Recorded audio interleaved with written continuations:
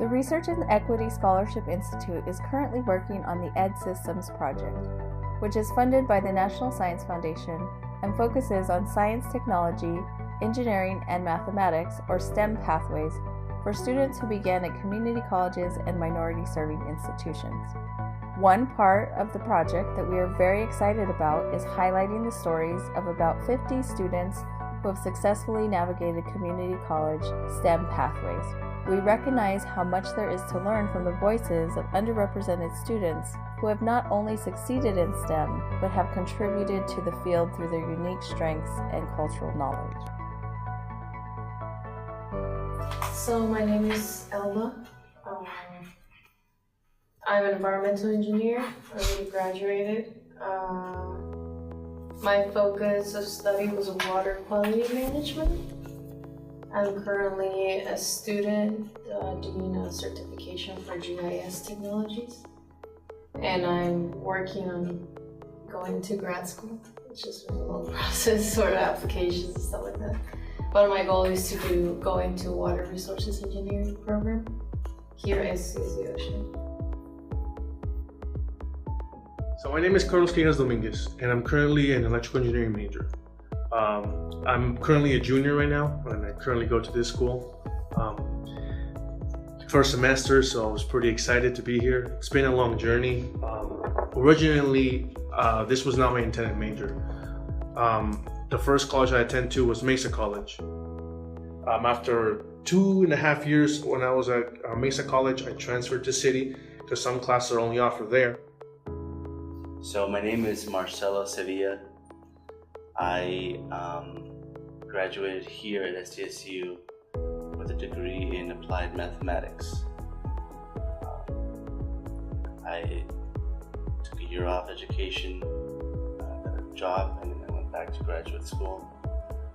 I am 30 units into the Master's in Science and Computational Science program. My first college, because I went to Southwestern College, but I ended up going back to Southwestern. No, I don't go back to Southwestern. I go to City, and then I go to MESA, and I go to Cuyamaca. Whatever courses that were offered at community college, I take them. I think there's a year cooling period where you have to reapply back to San Diego State, and I do it. And I just pray to God that the stars align and that I get accepted. I did all that. I worked my tail off, and then in 2010, I got an acceptance letter that I was accepted to the math program. And I just started reading the textbook, and I got like, I was A's. From then on, I was A's. I went and enrolled in the master's program. And in the master's program, I just started to kick ass. Nothing could stop me. And first semester A. Right now I have a 3.5. We found students' motivations and interest in STEM were often tied to their personal experiences. So I don't know, I just really enjoy doing math, and I enjoyed chemistry. And then my senior year, I was asked if I wanted to participate in like a science fair project, like a state project.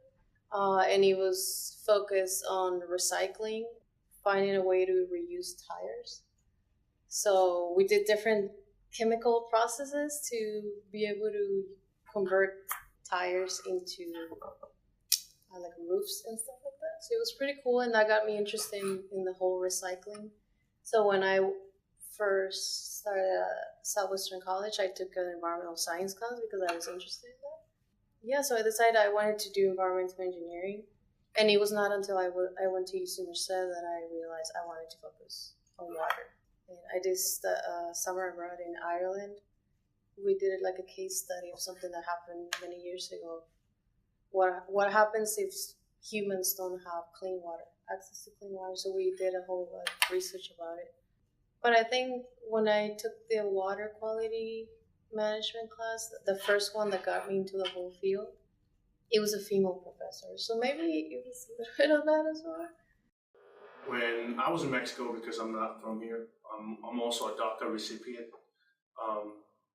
when I was over there, I was there till I was 7, so I vaguely remember. But what I can remember the most was that my sister was born with a heart murmur. So her first few years of life were the most difficult. So me seeing doctors taking care of her, because where I come from, which is the state of Veracruz, is very, we don't have that much resources there available to us. When I saw the doctors trying to, help out my sister, to prolong her life, that initiated something in me that I wanted to pursue to become a doctor. But because I was a little, overwhelmed, I decided not to pursue medicine anymore, especially because it was going to take such a long time. And I just took a year off school, so I scrapped it off the window. But I've always been interested and always been good at math and science. So then I was trying to gear towards a major that had both of them.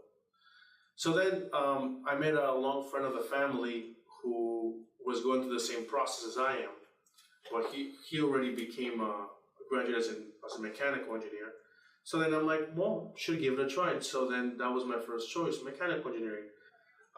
I met this professor, and he essentially sparked an interest in pursuing an electrical engineering degree. He was very passionate with the subject, and that's where I decided, you know what, electrical's for me. When I transitioned to city, I took an astronomy class, general education class, and I just got really into astronomy, and I really wanted to be an astronomer. And one of the main reasons why I wanted to become an astronomer, because you learn about evolution, and one of my good friends, he was a math major. He told me, why don't you just be a math major? You know the math. The science was not in the cards. Do math. You know what? I'm going to do math. That's what I'm going to do. So I go and I take discrete math. I take linear algebra. To facilitate conversations about on and off campus supports, we asked students to bring in artifacts that represented the family and community support networks that promoted their success as a STEM student. We asked them to describe why they chose their specific artifact and what it meant to them. This EOPS program, and that's the one that pretty much guided me through the rest of the community college. There's one particular counselor that I had throughout the 4 years. And after that, it just became a little bit easier. So that was a big support, the UPS program, and also the MESA program, which was for engineering, math, and science, where I found other students that were coming from Mexico as well, and studied with them, tutored, and stuff like that. When I transitioned to city, that's where I met the MESA program. Wonderful program. I wish I would have known sooner, because they essentially taught me how to be more responsible, accept the choices that I was making, because I wasn't making good choices. My GPA was good, but it wasn't great. So then through their training, they essentially brought me up to speed, which I'm thankful for. And that's one of the programs that if you have it at any community college, join, because they will teach you everything. Religious figures, just because my mom would always send me back with a bunch of different things. It's making me emotional. Like Jesus Christ or something like that. It just makes me emotional.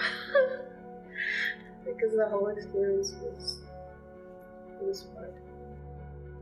The MESA program, which stands for Math, Engineering, Science Achievement, it's always been a great support program for me ever since I joined in City College. They essentially told me how to study, how to prepare, essentially that I was responsible for my education. It was a concept that I've never been exposed to before. Our MESA director at City College always is like, don't worry about the money, we'll find a way. He even bought us a 3D printer.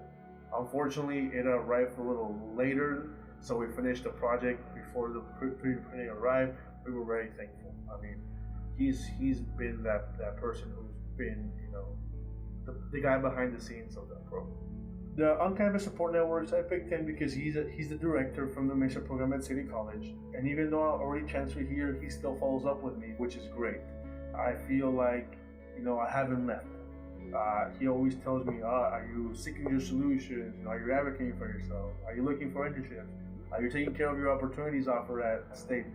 You're not taking too many classes. He doesn't do it just for me. He does it for like 200 plus students.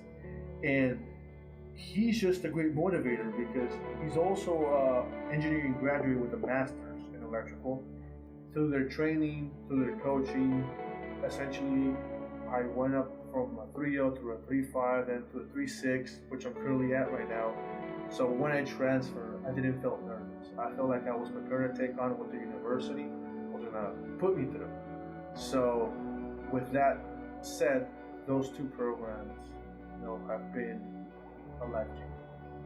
When I chose the MESA, because I worked there from 2005 to 2012, 7 years, and it was there where faculty would come and talk to me. It was there where I wasn't so afraid to talk to professors and all that. That MESA really helped me with the conference. Because people were coming to me for tutoring, and I was like, okay, man, I'm important to these people's lives.